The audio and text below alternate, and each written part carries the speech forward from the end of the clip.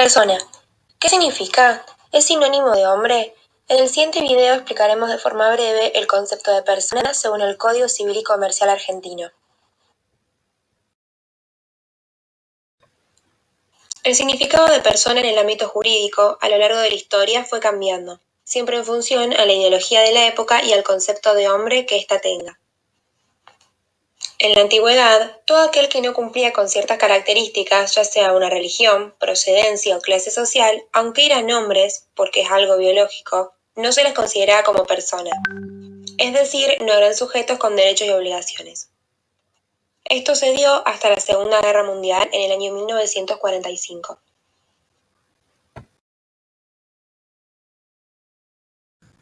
Desde ese momento se considera como persona humana de manera universal a todos los hombres por el simple hecho de ser hombres sin importar nada. Allí se reconocen atributos básicos como lo son un nombre, domicilio y todos aquellos que protegen su dignidad, como la intimidad y la identidad. En conjunto con el derecho al reconocimiento de su personalidad expresado en el Pacto San José de Costa Rica, el cual tiene jerarquía constitucional en nuestro país. Es decir, este documento se encuentra a la misma altura que la Constitución Nacional.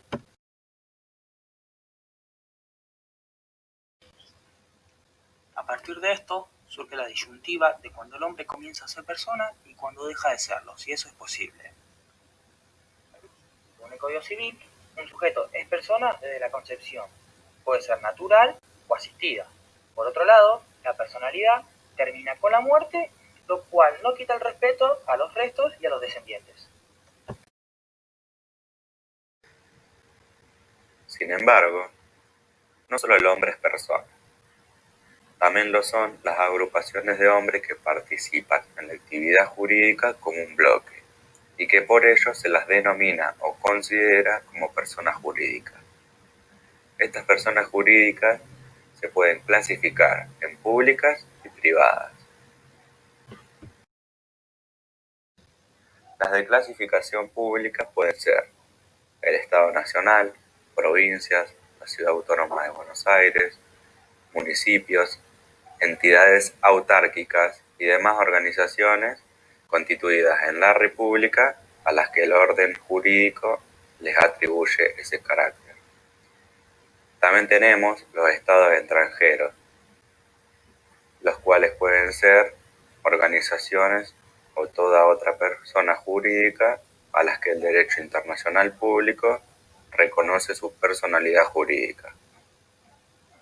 Y por último, la Iglesia Católica.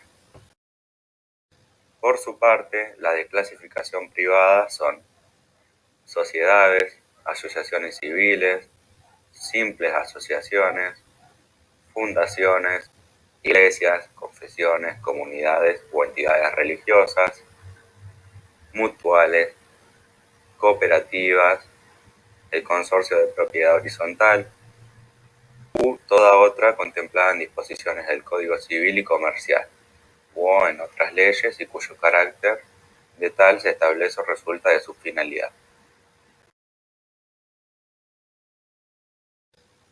Por otro lado, los animales no son considerados como personas, sino como cosas, ya que al no ser seres racionales, es decir, que no piensen ni reflexionan, no se les puede imponer obligaciones ni imputar su conducta. Lo que sí hace el derecho en estos casos es exigirle deberes a los humanos para que los respeten, sin personificar a los animales. Dijimos que la personalidad concluye con la muerte. Esto quiere decir que si una persona fallece biológicamente, su personalidad llega a su fin. Sin embargo, la ley contempla un caso en el que no se puede probar biológicamente la defunción de una persona. Este caso se conoce como muerte por presunción. La misma ocurre cuando una persona desaparece sin dejar ningún tipo de pista de dónde está o de si está viva. Pero para poder declararla fallecida debe existir o bien una situación peligrosa con probabilidades de muerte, con un tiempo, lugar y una actividad que puedan ser relacionadas con la persona desaparecida, o bien tiene que haber pasado una cantidad considerable de tiempo desde que no se sabe nada de la persona.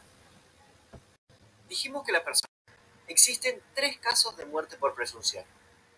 El primero, el ordinario, sucede cuando el individuo deja su casa en Argentina y pasan más de 3 años desde la última noticia que se tiene de él, sin importar de si el mismo dejó un encargado para administrar sus bienes o no.